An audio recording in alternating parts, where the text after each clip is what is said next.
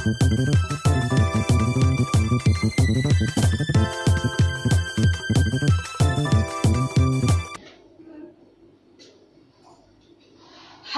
I'm Guo Cheng Guang, Primary 6 from YUMIN Primary School. Now, what would we be continuing in this lesson? So we'll still be at our techniques of definite integral for our special functions. But before we continue with any of our special functions, we have to be very clear of what's so different. What's the difference between definite integral and indefinite integral? So for this, it'll be about the comparison between definite integral and indefinite integral. Okay, so we'll draw a table to show that difference. So first here is indefinite integral.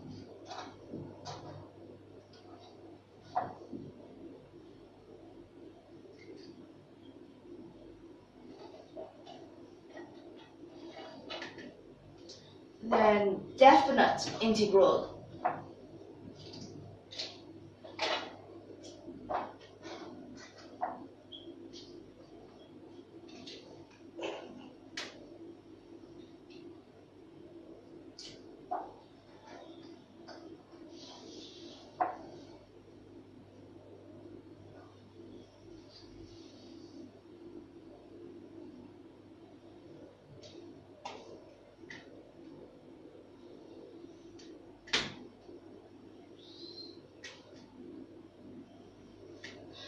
Okay, let's start with our first difference. In the first, when you see indefinite integral and definite integral, when you just look at the boundary, you'll realize it. Indefinite integral, they don't have a boundary. But for definite integral, they have a boundary. So right now we'll already start to making their difference.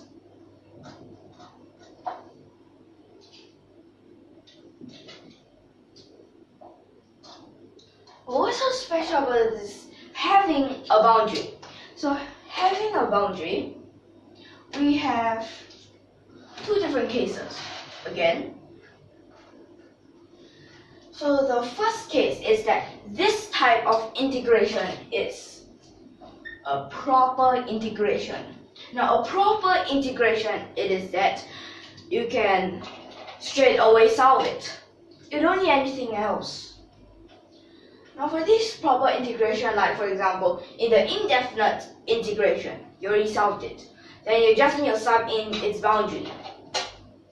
So that's for proper. Then the other is for improper integration.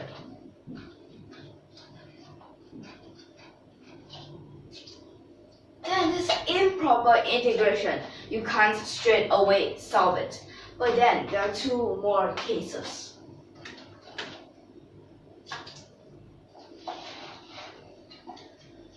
For this improper integration, it might be because of a singularity.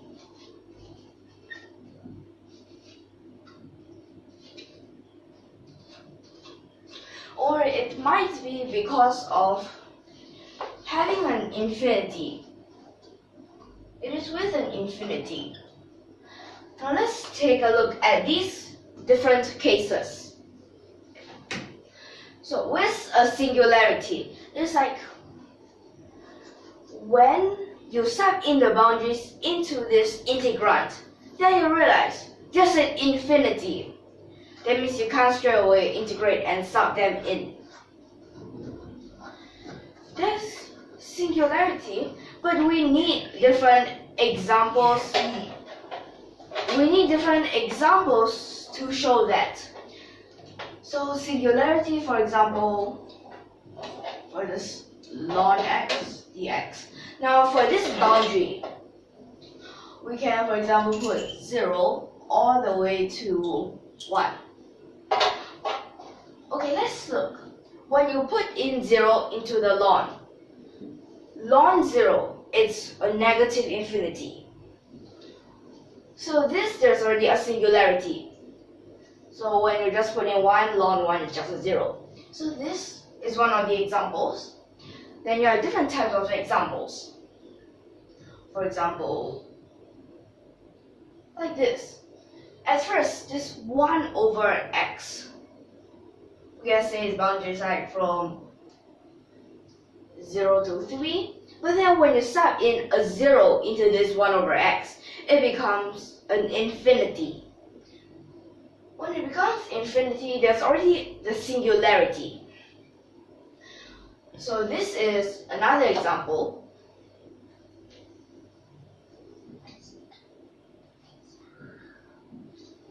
Then what if we say we have it for tangent? Now tangent.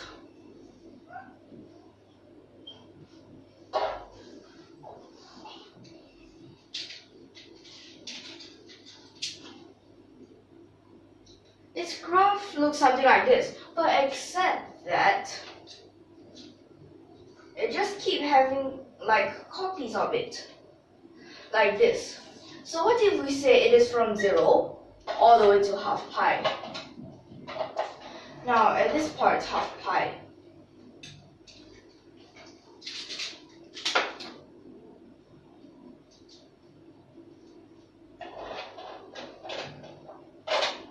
Now this didn't touch it.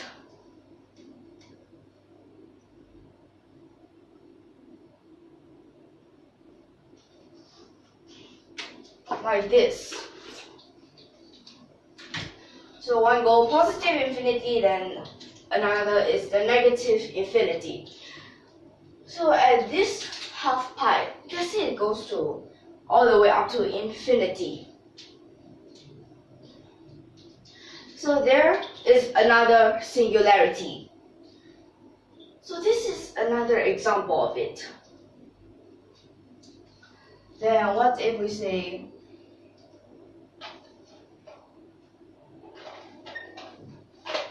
it's a secant x?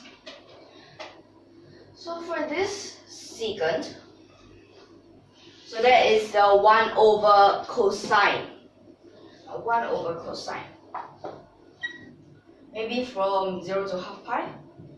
Well, 0 to half pi, at that half pi place, there is a singularity there. So another example is here. Then what if I want cosecant?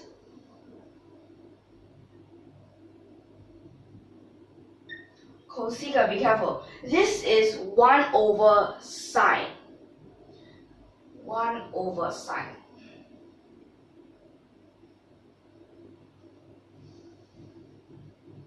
Now 0 to half pi, there is already a singularity. Okay, so at this place 0, there's that singularity. So for this secant and cosecant, if you want to check, you can make them into 1 over cosine. Cosine, you sub in this one, it becomes a 0. Then it becomes infinity. Then cosecant 1 over sine. Sine 0 is a 0. Then 1 over 0, infinity again. So these, we already have 5 examples of them. Then other example, you can be like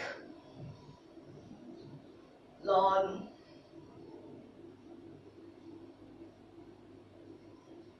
x minus 4 dx. Then x, you can say is 4 to 6. So like this, when you sub in that 4, it becomes a ln 0, then negative infinity. But if you say 3 to 4, but then the 3, when you put it inside, there's a negative inside. We don't know how to solve for that. And this question is most possibly wrong. Okay, so there are different examples like tangent. Well, for this tangent, you can say, for example,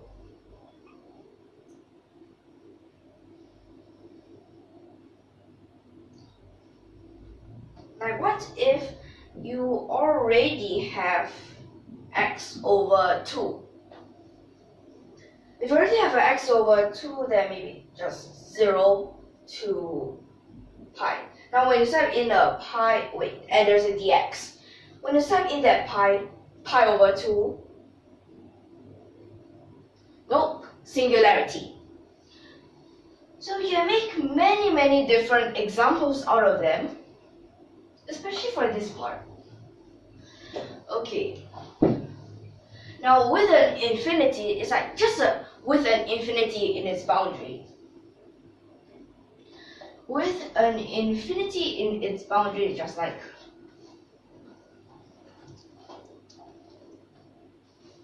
you can say it's like 0 all the way to infinity. Then you have, let's say it's just an x. Now if you see it's just an x, then it will become a half x squared. Then for this case, you can, after integrating, you can sub it in, but then it becomes infinity. Okay, so right now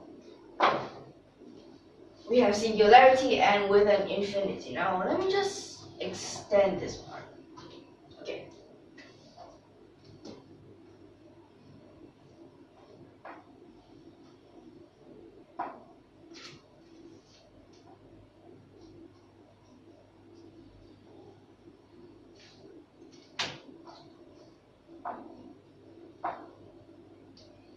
Okay. Now let's go on and take a look at our next difference.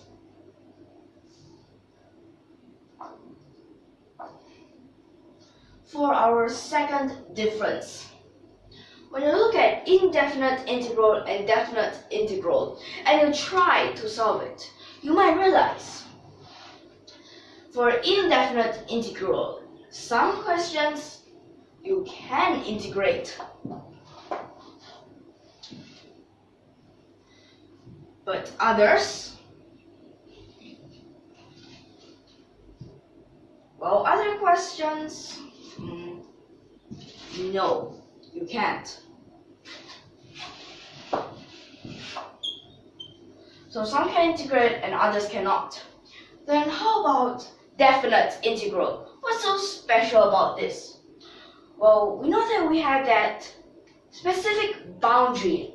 Now, when you have that specific boundary, that means you could actually have a special method. Okay, so let me just write that. This have special methods.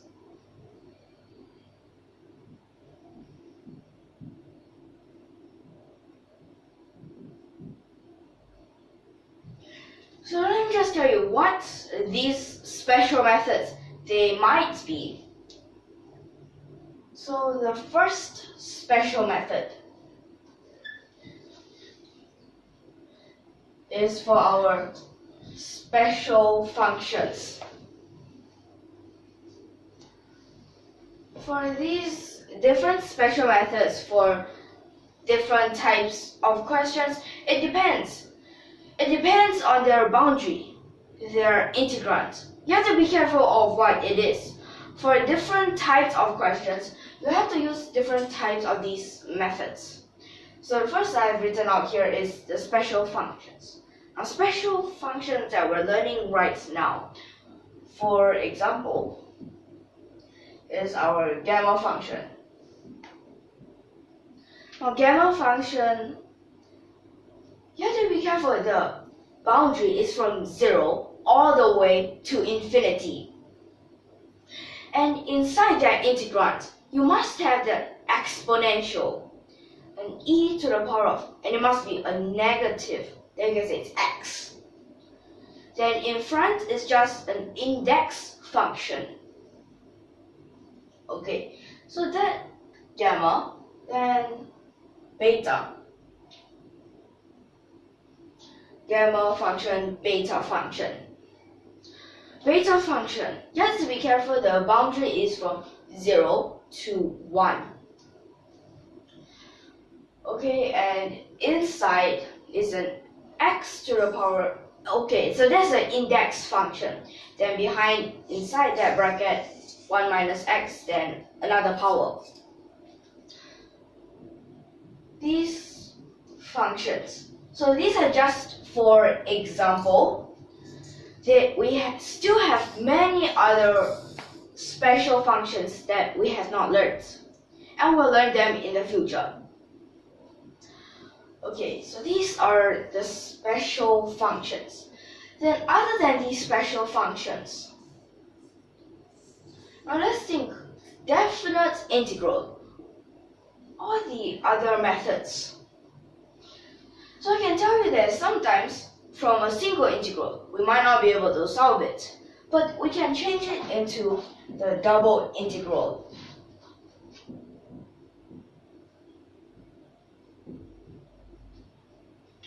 So when you change it into a double integral, you might think, isn't it getting complicated?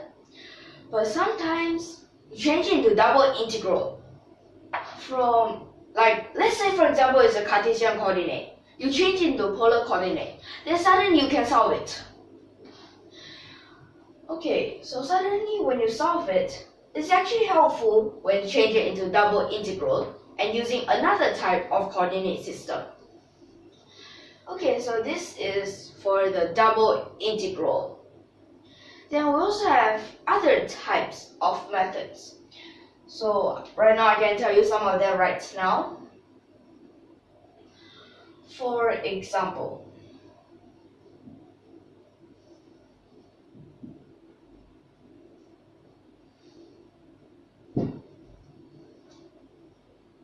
we can use polynomials. Okay, we can use the residue. Okay, or you can also say as the residue theorem. Then you also can use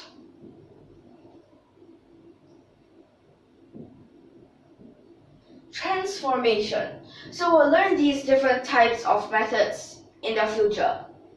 And we have many other types of methods.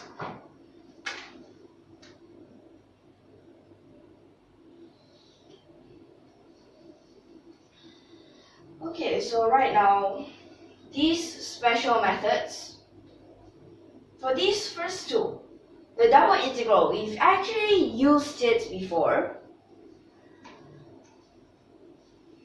And in these lessons, we'll use it again. So this is their second difference. Then after that, for their third difference.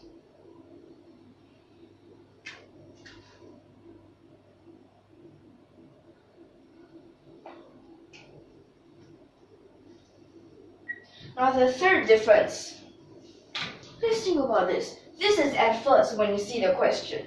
Then this is when you solve the question. Then the third, we'll be saying about its result.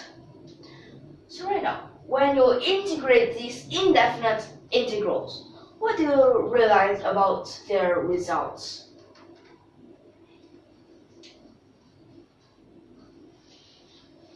So I think that you'll possibly realize their result is a function. Okay, so the result is a function. But it's not only a function, and it also has an arbitrary constant.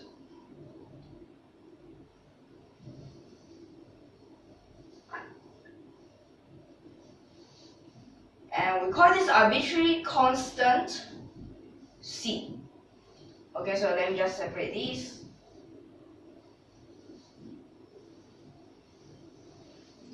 Okay, so this result is a function and arbitrary constant C. Then how about for definite integral? Well, you won't realize any functions inside. But what you will have is this result is a constant, or otherwise, well, let me tell you, this is normally a constant.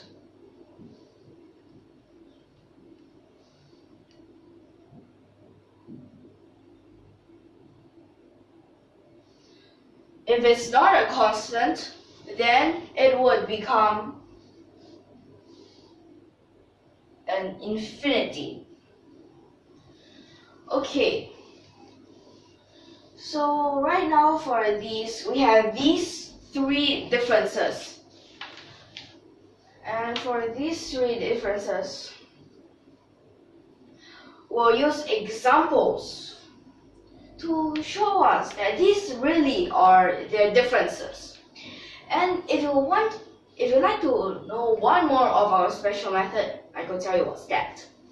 We've actually started it in a lesson, and that is our differential equations. Then for our differential equations, let me tell you, we have two types of them. It's either ordinary differential equation or partial differential equation. So here you go, have one more.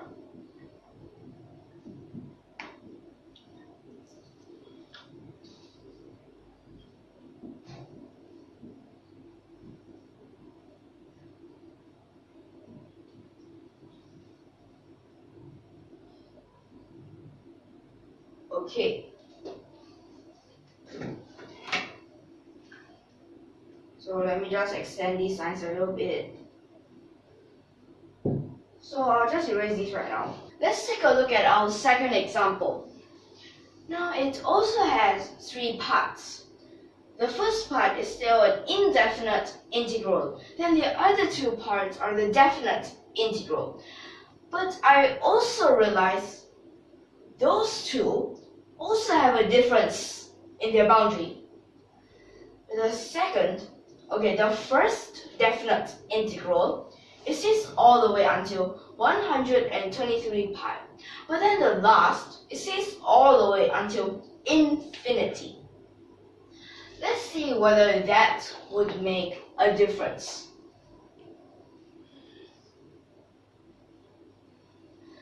So the first is integrate sine x dx.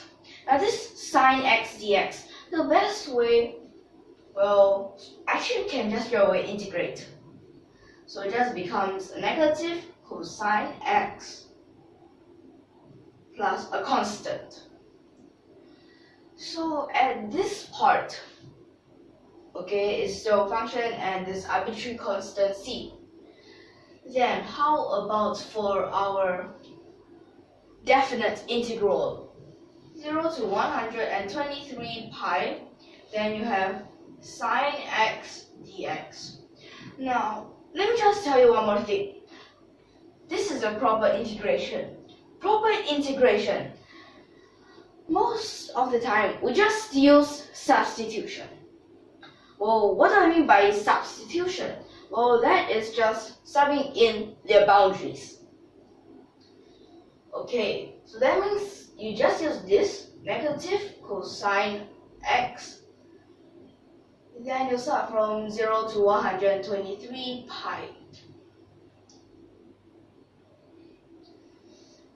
But for this part, although it looks like a really big number, 123 pi, but let me tell you, cosine, it has one period has 2 pi.